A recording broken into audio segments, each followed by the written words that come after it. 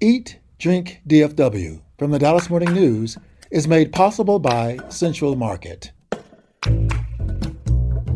Hello, and welcome to Eat, Drink, DFW, the podcast from the Dallas Morning News food team. Each week, we take a look at food and drink trends in North Texas, talk about restaurants in Dallas-Fort Worth, learn some new recipes, and sometimes even get tips from you, our listeners. I'm Anna Butler, the Dallas Morning News' food editor, and all this month we are focusing on our favorite recipes for the summer. We've been collecting them from listeners, readers, coworkers, and even family members, and we can't wait to share them with you. You might even need a pen and some paper to write these down. It's all coming up right after this. Don't miss the Texas Chowdown going on now at Central Market, where we're really into Texas. Like our buttermilk pecan pie is nuttier than a rodeo clown. We like our cowboy cut bacon even thicker than the humidity. And when talking Gulf oysters, we shuck around and find out. We're really into Texas. If you are too, gather round for the Texas Chowdown, featuring tasty local favorites from the Panhandle to the coast, as only Central Market could wrangle up. Like Gulf shrimp, Texas beef, local peaches, and more. Shop now at Central Market. For the latest food and restaurant news in Dallas-Fort Worth, visit dallasnews.com/food. Also, we'd love to hear from you, so email us at eatdrink@dallasnews.com. Today, I am joined by our food writers, Sancerre Blaskovich and Imelda Garcia, and we have all been so busy reaching out to listeners, readers, and even family to find the best ideas for the hottest time of year. Sancerre Blaskovich had one idea in particular that she wants to share, and if you know Sancerre, you won't be surprised by this one. All right, we're here today, friends, to talk about chicken salad sandwiches. I knew it. Yes. I knew it. It's my favorite thing to eat in the summertime. I will eat them year round. And to me, there are a lot of rules when it comes to chicken salad. There's a lot of wrong ways to do this, okay? Oh. So I'm going to ask y'all some of your opinions, and then obviously I'm going to tell you what's right. Okay. Yeah, of course. So when it comes to chicken salad, where are we on adding fruit? Grapes, mangoes, I don't know, maybe even a strawberry. Do you think that belongs in your chicken salad sandwich or no? No. I think the only time I've ever found it appropriate and well-placed is if it was a dried cranberry. Okay, and that's a good addition. Okay, I like that, but don't think a chicken salad needs it. Now, what chicken salad is not allowed to have is raw celery. Yeah. Oh, Julie's clapping. Thank you. I love raw celery. It comes in most salad sandwiches. Yeah. An egg salad, a tuna salad, a chicken salad. There is that crunch from the raw celery. And I just think this is offensive. You really, really hate celery in general, though. I do. I hate raw celery. Celery belongs cooked in some soups and stuff, but I want it to be as invisible as possible. And that involves chicken salad sandwiches as well. I have a problem with celery, but also most vegetables if they are chopped in such a way that they're too big for a bite or they kind of ruin the rest of the bite. Totally agree. I think if you could really, really thinly slice or finely dice, there might be a place for it, because I do like the undertones a raw celery adds, but also texturally it can be a bomb. Agree. I love crunchy food. So celery for me is that crunchy thing. Yeah, and I do think chicken salad needs crunch, right? That's why I think like a halved red grape can give you that nice texture without being celery, which who wants to be celery? You know, that's just what I think. I think it's like an annoying green vegetable that's too crunchy and otherwise has no personality. It makes me think that if we were talking about spirit animals but food, no one would want to be celery. Nobody wants to be celery.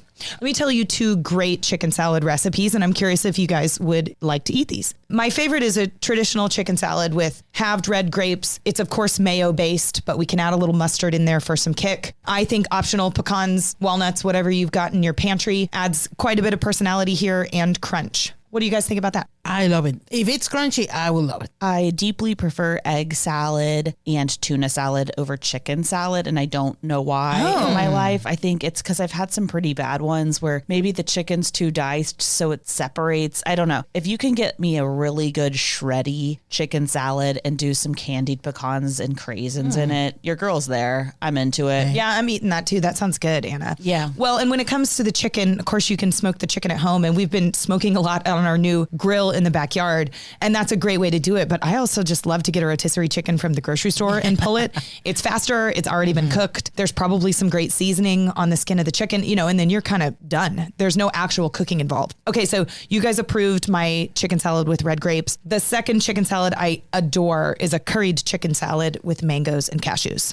That's interesting. Mangoes, I can see. Cashews, not too much. They need a little bit of a dice, or else you get the too big bite that Anna was talking about. Yeah, And I know that curried chicken salad is one of the ones that I think people maybe have more opinions on. Do y'all think that, a good Asian chicken salad belongs in this pantheon? Yes. Also, an actual salad with like all the Asian chicken salad ingredients on top. Oh, man. Yeah, I love a good peanut vinaigrette with something like that and some shreddy good carrots in there. It becomes something else. But, it's a cousin. Yeah, and maybe we're doing slivered almonds. And then if you're my mom in the 90s, you'd throw in some like toasted ramen noodles. I have an idea for your salad. Sarah, I will take your salad, I put it in a bread, and I throw in there a bunch of Flaming Hot Cheetos. Heck yes. Yes. Oh, I'm eating that every day. No, not every day. No. Maybe in summer. Maybe. No, sounds delicious. Thank you for letting me have a little ode to chicken salad. I just think it's great picnic food. It's easy to whip up quickly. You can let people have different salads with different preferences. You want grapes, I don't. You want nuts, I don't. That kind of thing. To me, it's the perfect summer recipe. Well, Mike reached out with a chicken salad of a different kind. Hey guys, this is Mike from Dallas, and I have for you the world's best kale chicken Caesar salad. And this is one of the only recipes that I've been making for the last 5 years. And I want to preface that I am no cook, and I tend to spend my money eating out and going to places around town. But that being said, this is one of the few things that I have consistently made over the years and is really, really easy. And in fact, when I take the salad to parties, a lot of times I get parents that tell me, hey, my kids love the kale Caesar. I need the recipe and I want to make this for my kids because they enjoy it so much, which I can't say that I like salad when I was a kid. Everything's pretty much, batch ready to go. I go and buy just a generic supermarket bag of kale. And then I think that there's like one important step to start, which is you have to chop all of the stems off of the leaves because people don't like the stems. You want that leafy goodness. So first things first, chop off the stems. Then I put that in a bowl. I add my rotisserie chicken. I throw that in, just kind of eyeball it as much chicken as I want. I throw in my croutons, and then I actually go back. I double down on the chopping. I want that thing turfed up. From there, I want to add my Parmesan. With the Parmesan cheese, definitely want to do shredded. It rounds out the salad better than a grated or a shaved. And then I'm going to go ahead and add actually a little bit of citrus. I like to do lemon or lime, just kind of whatever I have. I drink a lot of tequila sodas, so I tend to have limes around. Typically, I'll do about a half squeeze of citrus of that lime or lemon into the salad. And probably the most crucial part, at that point, I'll add the dressing. Cardini Caesar is definitely the way to go. I've probably tried 100 different Caesars for this salad. You want to do Cardini's. So Cardini's is the move. I add that again, just kind of to taste. I tend to put a little more on there than I probably should. And then I throw some hot sauce. And, if it's Tabasco, I'm kind of a hot sauce connoisseur. So if it's Tabasco that I have, I'll use some Tabasco or one of the other like hot sauces that I have just to give it some extra kick. If I'm going to choose to eat a salad, may as well, give it some action. So that's my recipe for you. I hope you guys enjoy. Y'all, I've already made this recipe multiple times, like I think 4 different times, and we're having it for dinner tonight. It's super easy, and I had everything on hand except the Cardini's, which I can't find anywhere. So if anybody has advice on where to find Cardini's, but I've got a really easy Caesar salad recipe that's just, olive oil, lemon juice, red wine vinegar, some dried mustard, Worcestershire, garlic, Parmesan, and then if you can either coddle an egg, but I don't have time for that, so I just put a little mayo in it. But it's super good, and it goes really well with the breadcrumbs that I've been making all summer. Sounds delicious, Julie. And call me an investigative reporter, but I see that Amazon has Cardini's Caesar dressing in case you need it by tomorrow. I love that it's with rotisserie chicken. I love rotisserie chicken, and I think it's the kick that you need for flavor. We also got this recipe from Amy, who just so happens to be my mom, because we can't talk about salad without going into tuna salad. Hi, this is Amy. I'm Anna Butler's mother, and my recipe is from her grandmother, Betty Jane Acker-Addington, who went to SMU, and we call her BB, and this is for her tuna salad. You take a 10-ounce can of white albacore tuna, add 2 tablespoons of mayo, half of the juice of a lemon, chop a stalk of celery, chop up 1 spear of a dill pickle, add half a teaspoon of lemon pepper and a 1/4 teaspoon of garlic salt. Mix it all together with a fork and serve on top of a cored homemade tomato. And BB was from Jacksonville, Texas, which was the tomato capital of the world at one time, and their football stadium was the Tomato Bowl. So she highly recommends using Jacksonville, Texas tomatoes, but you can also use saltines or carrots, but that is her recipe. Hi, Anna's mom. Hi, Amy. It's very nice to listen and meet you. It's like my mom also loves Imelda. I'm so sorry. She likes everybody, but she always is like, I wonder what Imelda's doing right now. And I'm like, I don't know. It's a Tuesday at 8. Usually I'm making dog food, so yeah. This tuna salad was the easy summer thing in our family, and it's a sweet memory, and I'm very glad that I coerced my mom into sharing. That was just darling. I can hear your accent in hers. My mom also inspired me with a lot of different types of salads over the years. I actually like to do a lot of recipe testing and creating of my own. One of my favorite recipes that I love to do over the summer is so easy. You're going to need romaine lettuce, hearts of palm just in a can, and you're going to need slivered almonds. And I tend to make my own vinaigrettes a lot of the time, like Julie does. I'll make a shallot vinaigrette or something like this, but this one I like to use just the plain Jane Martinelli's Italian vinaigrette, which you can find at most supermarkets, but you're just going to chop some romaine up. You're going to do little coins of the hearts of palm and then slivered almonds, and you just toss all those things together with the Martinellis. You can do as much or little vinaigrette as you want, but it is so fresh. And it's one of those salads that I would get everything ice cold, including your plates. I always stick plates in the freezer before. Ooh, great tip. Yeah, like an old fashioned, like 80s, 90s steakhouse. I love that. And this is lightly inspired by another classic Austin recipe, which is the Hofbrauhaus salad. That's a little bit more olivey. You would put green olives in this if you wanted to make it more like a Hofbrau salad, but I'd Google that one. It's a good one too. Sounds good and sounds cold. Julie's daughter actually had a pasta salad share for everyone. Hi, this is Emma from Dallas. I'm actually Julie's daughter. I'm home for the summer, and I wanted to share a recipe that utilizes a lot of summer produce that I really love. Kind of cools you down after a long, hot day. It's fresh tomato, fresh corn pasta salad with a spicy jalapeno lime lemony vinaigrette. Pretty easy. All you do, chop up some tomatoes, get some fresh corn and shuck it and chop it down to just the kernels. You don't need to cook it. It's nice when the corn is like really fresh and sweet and still has like a little bit of a bite to it. And then chop up some fresh avocado, cook your pasta, put all of it in a bowl, make like a really simple vinaigrette, olive oil, lime juice, a seeded or a de-seeded jalapeno, some honey, Dijon if I didn't already say that, and then salt and pepper.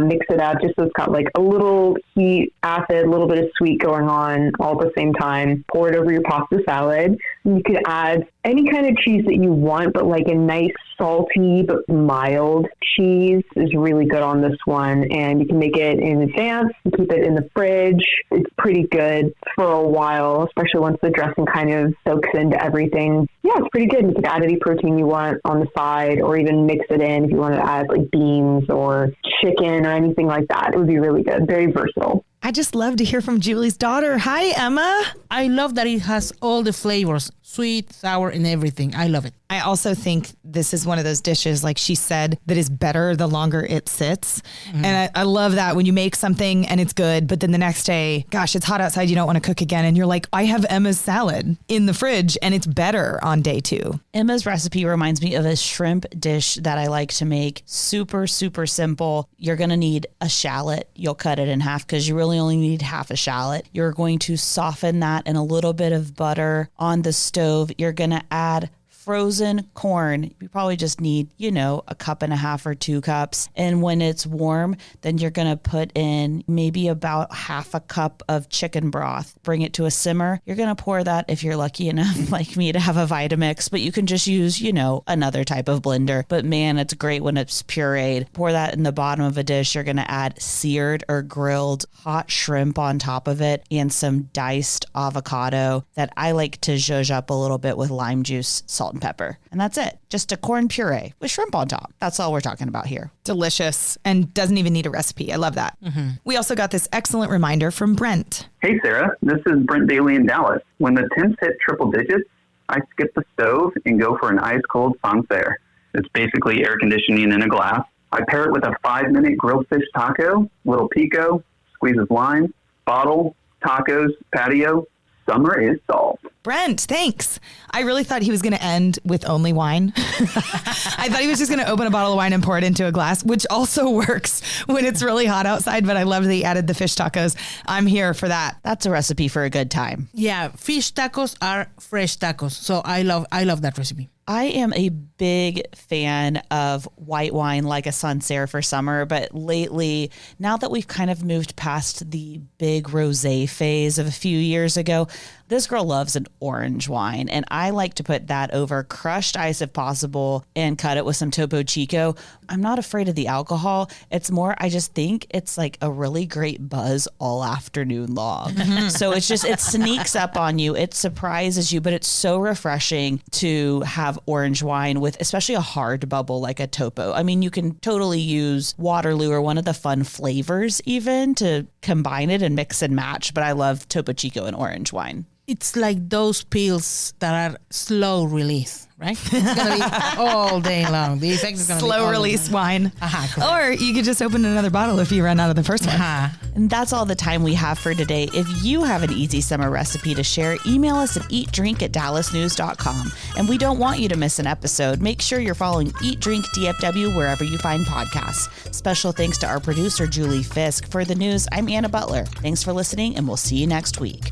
Eat, Drink DFW from the Dallas Morning News is made possible by Central Market.